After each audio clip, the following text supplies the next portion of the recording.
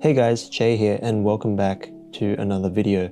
Today I want to talk about the X100V, its advantages and shortcomings from a first-time user of a fixed focal length compact camera, and whether or not you should consider buying one.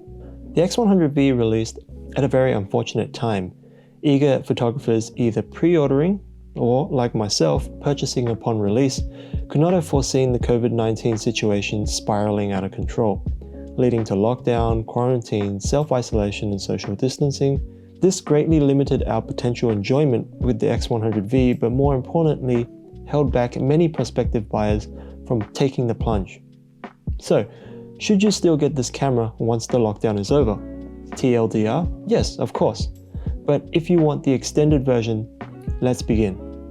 I'd like to remind people who don't already know that the X100V is a fixed focal length camera, which means if you are somebody who came from using a camera with a zoom lens, understand this is the single biggest drawback and potential deal breaker.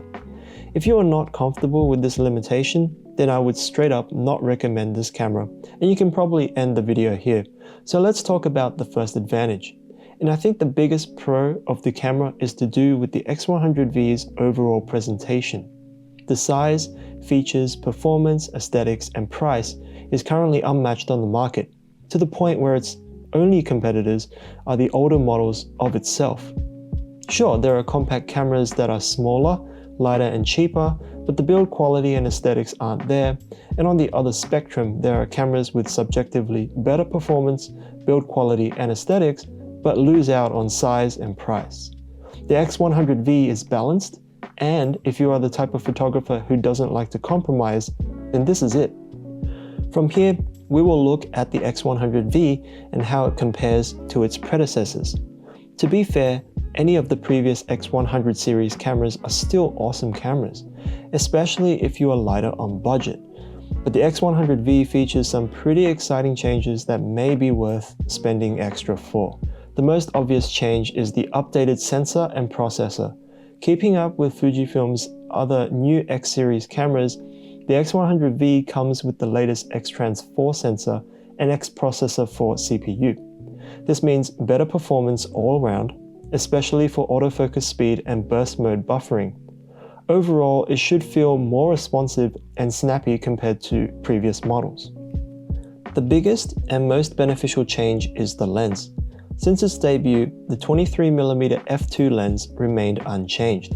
While image quality was acceptable in the first few model iterations due to a lower 12 or 16 megapixel sensor, the flaws of the lens started to show in the X100F with its 24 megapixel sensor. Images were soft around the edges and had a hazy effect when focusing at close distance at a wide aperture. Fujifilm rebuilt the lens from the ground up for the X100V, adding an extra spherical element to combat corner and close focusing sharpness at wider apertures. And the best part is, despite the additional glass element, the size of the lens remains unchanged. The next big advantage is the new touchscreen flip-out rear LCD. Again, Fujifilm has managed to incorporate this with no sacrifice to its overall design and form factor. When not in use, it sits flush to the back panel, retaining a clean, seamless look. When you need to get a lower or higher angle shot, or simply want to see what you are shooting from the hip, the flip-out screen is a godsend. The touch screen is also useful for situations like these when using the joystick dial isn't as ergonomic. There is one more feature added to the X100V that personally I find incredibly useful, and hopefully a lot of you out there also like as a camera feature.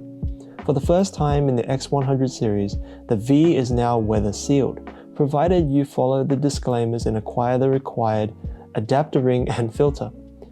But the fact that this camera can be operated in adverse weather conditions makes it even more viable as what the X100 series cameras have always been popularly used for, an everyday take-everywhere camera.